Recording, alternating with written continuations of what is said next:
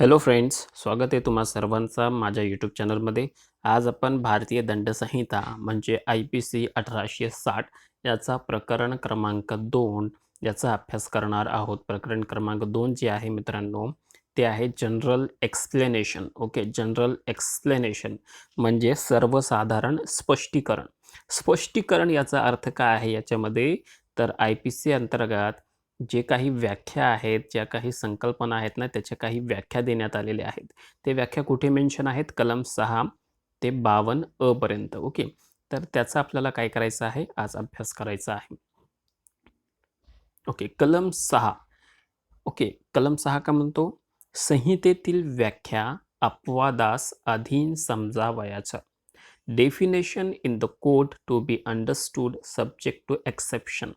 म्हणजे याचा अर्थ काय आहे? याचा अर्थ काय आहे, की IPC अंतर्गत मित्रांनो, भाग 4 जो आहे ना, IPCचा भाग 4 हा कशा संदर्भात आहेत?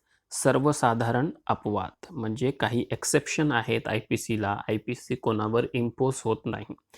तर कलम 6 त्याच्या संदर्भामध्ये काय म्हणतो, की बाबा जे काही भाग 4 मध्ये नमूद करण्यात आलेले आहे एक्सप्लेनेशन एक्सेप्शनमध्ये, ते काय आहेत? ते पण व्याख्याच्या अधीन आहेत. म्हणजे त्याच्यामध्ये सुद्धा एखादी व्याख्या येत असेल, तर त्याचा अर्थ या व्याख्यामध्ये जे जे दिलेलं आहे तेच आहे. ओके. आता यात बघा, याला एक्सप्लेन करतो आपण. या संहितेत सर्वत्र प्रत्येक व्याख्येचे किंवा दंडविषयक उपबंधाचे प्रत्येक उदाहरण, त्याचप्रमाणे सर्वसाधारण अपवाद या नावाच्या प्रकरणात जे अपवाद अंतर्भूत आहेत, त्या अशा व्याख्येत, दंडविषयक उपबंधात किंवा उदाहरणात जरी पुनरावृत्ती केलेली नसली. आता हे इथं लक्षात ठेवा. बघा, इथं काय म्हटलेलं आहे? जरी त्याची काय केलेली आहे? पुनरावृत्ती म्हणजे रिपिटेशन झालेला काय आहे? नाही. रिपिटेशन नाही जरी झाला, तरी ते काय आहेत? ते सुद्धा अपवादाच्या अधीन आहे. ते सुद्धा या व्याख्येमध्ये एक स्पष्ट करण्यात आलं. म्हणजे स्पष्ट म्हणजे असं म्हणता येईल, की कलम 6 असं म्हणतो, की जे काही एक्सेप्शन म्हणजे जनरल एक्सेप्शन जे आहेत IPCला भाग 4 मध्ये, ते आपण पाहणारच आहोत. भाग 4 इंटरेस्टेड आहे, तुम्हाला खूप आवडेल तो भाग. तर त्याच्यामध्ये जे काही दिलं, त्याच्यामध्ये जे काही टर्म्स आलं, जसं व्यक्ती आलं असेल, आहे का नाही?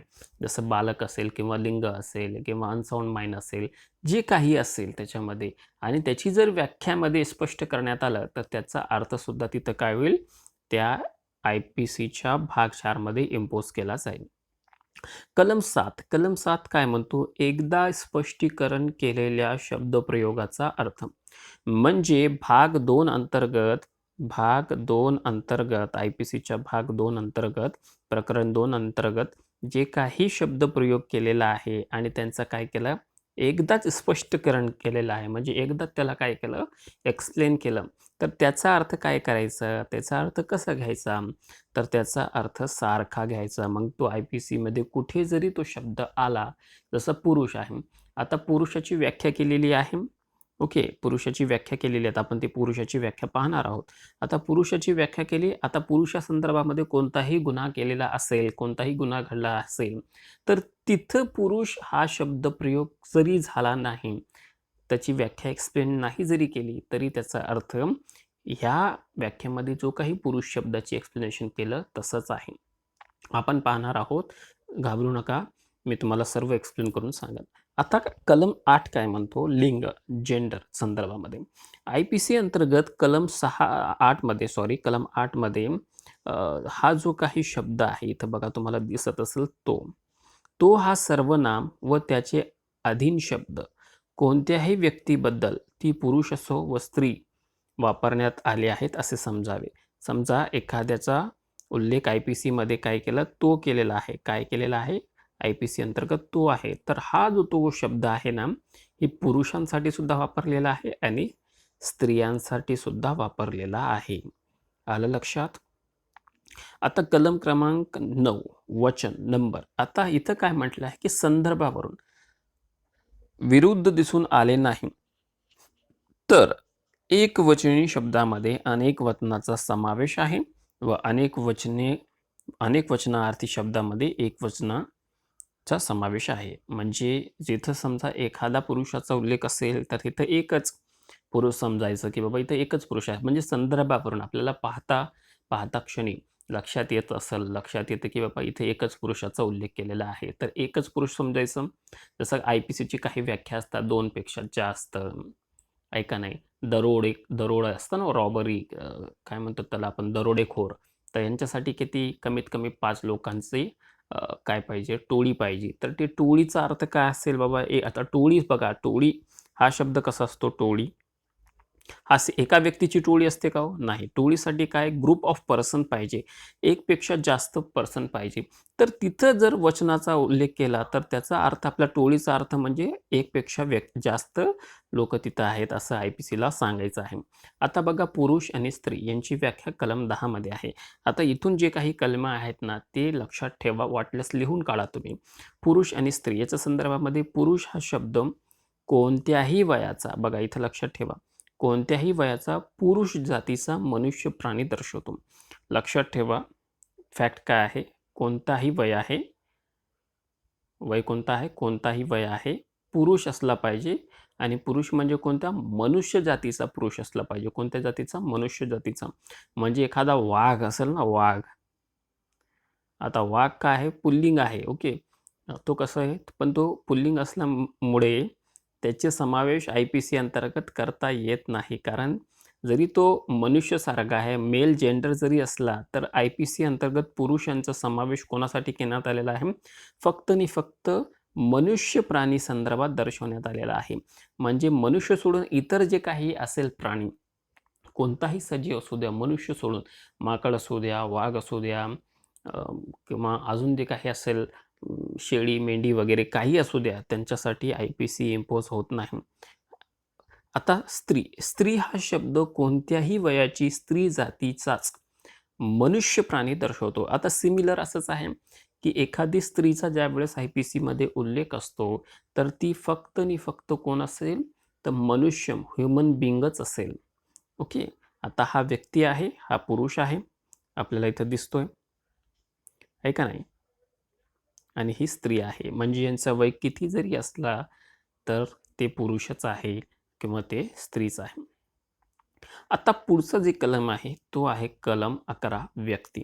व्यक्ती अंतर्गत IPC काय म्हणतो? व्यक्ती म्हणजे या शब्दामध्ये IPCला असं म्हणायचं की या शब्दामध्ये कोणत्याही कंपनीचा किंवा संघाचा, ओके, कोणतीही कंपनी किंवा संघ किंवा त्याच व्यतिरिक्त व्यक्तिनिकायांचा, मग तो निगमित असो किंवा नसो.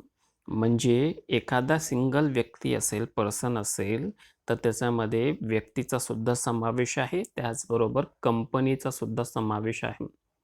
ओके, कंपनीचा सुद्धा समावेश व्यक्ती अंतर्गत करण्यात येतो असं IPCला म्हणायचं आहे. ओके, आता कलम 12 काय म्हणते की जनता, पब्लिक संदर्भामध्ये कलम 12 आहे. हे लक्षात ठेवा किंवा लिहून काढा. जनता, जनता या शब्दात कोणत्याही लोकवर्ग, कोणताही जनसमाज याचा समावेश आहे.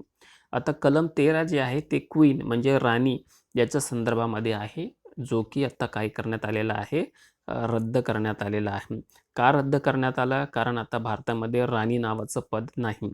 1950 पूर्वी असं पद होतं, कारण ब्रिटिश भारताचा भाग होता. म्हणजे ब्रिटिश भारत, म्हणजे भारत ब्रिटिशांचा अंतर्गत होता. आपल्या देशाचं नाव ब्रिटिश भारत असं होतं. म्हणजे ब्रिटिशांची काय भारतावर काय होती? सत्ता होती. म्हणून ब्रिटिशांची जी राणी होती ती सुद्धा भारताची राणी होती. आता आपण स्वतंत्र झालो. मग स्वतंत्र झाल्यानंतर आपण काय केलं? हे रद्द करण्यात आलं, आहे का नाही? आता त्याच्यानंतर आहे शासनाचा सेवक. मित्रांनो लक्षात ठेवा, शासनाचा सेवक आणि लोकसेवक याचा आपण एक वेगळा व्हिडिओ तयार करत आहोत. लवकरच ते अपलोड केले जाईल.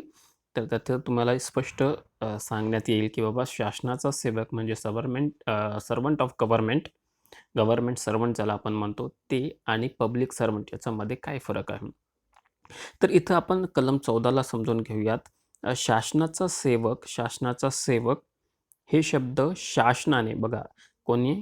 शासनाने म्हणजे गव्हर्नमेंटने त्याच्या प्राधिकारान्वये, म्हणजे ज्याला जे काही अधिकार आहेत त्या अधिकारानुसार सेवेमध्ये चालू ठेवला किंवा नियुक्त केला किंवा कामावर लावला. ओके, एक तर सेवेमध्ये त्याला कंटिन्यू केलं, नियुक्त केलं आणि कामावर लावलं.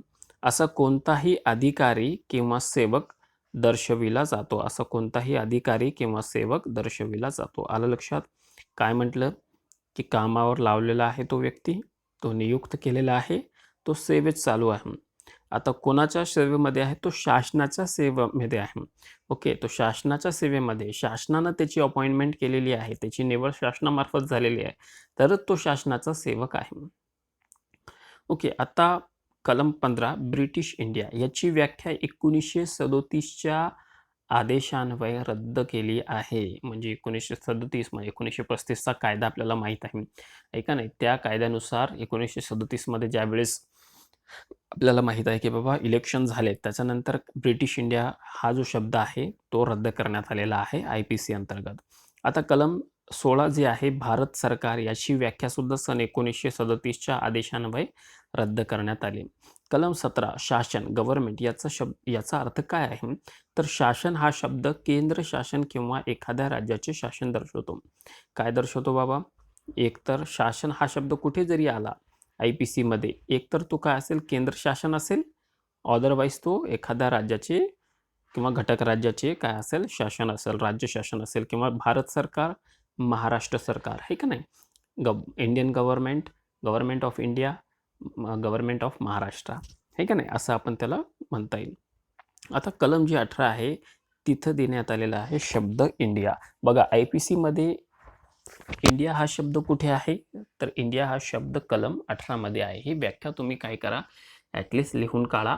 एकदा माझा व्हिडिओ पाहत असताना तुम्हाला खूप सोपं जाईल पुढे. आता इथं काय म्हणण्यात आलेलं आहे कलम 18 मध्ये, जम्मू व काश्मीर राज्य धरून भारताचे राज्य म्हणजे भारत क्षेत्र असं आहे. अगोदर मित्रांनो 2019 पूर्वी इथे व्याख्या कशी होती? जम्मू काश्मीर सोडून जे काही भाग आहे ते काय आहे? भारताचे राज्य आहे. पण 2019 मध्ये आपण कलम 370 काय केलेलं आहे? भारतीय संविधानाचा आर्टिकल 370 रद्द केलेला आहे. रद्द केल्यामुळे काय झालं? आता हा जो IPC आहे मित्रांनो, हा सुद्धा ना यांच्यावर काय झाला? जम्मू काश्मीरवर इम्पोज झाला. ओके, तर हे होते 18 पर्यंत व्याख्या. आता पुढचे जे व्याख्या आहेत आपण ते नेक्स्ट व्हिडिओमध्ये पाहूया. तोपर्यंत थँक्यू, धन्यवाद.